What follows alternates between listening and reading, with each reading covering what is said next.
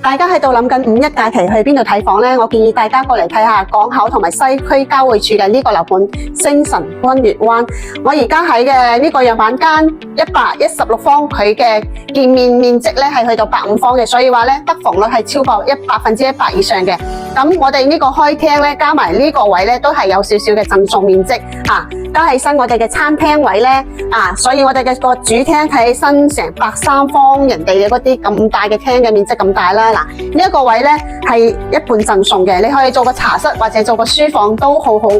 跟住我哋嘅隔籬咧，仲有我哋嘅窗啦，同埋我哋嘅主陽台都好大噶啦。睇下我哋嘅主陽台好長，你可以打咗個廳出去，所以你個廳咧仲可以變到好闊噶。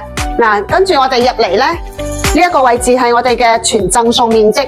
樣板間咧就做咗開放式嘅廚房，加埋我哋嘅餐廳位，所以咧就好闊落嘅，8到10個人食飯都冇問題。呢一個位置咧都係全贈送嘅面積嚟噶，所以點解呢個樓盤嘅得房率咁高咧？所以佢贈送得係好多噶，單價7字頭，跟住入邊咧仲有2個房，都係朝南嘅。嗱，呢一間房咧都有成10個方，好似佢咁樣設計咧，你呢一度仲有咁多空間可以利用嘅。呢張床咧應該係1.5米左右嘅床啦，呢一邊仲可以擺衣櫃。主人房同埋我哋嘅洗手間都好闊。嗱，呢啲位咧都利用咗做我哋嘅衣帽間，冇浪費到嗰啲空間。嗱，飄窗位全部都係贈送嘅，飄窗位咁闊係咪？嗱，如果大家有興趣嘅，仲有其他面積可以揀嘅，約我過嚟現場帶你睇睇啊！記得點讚關注哦。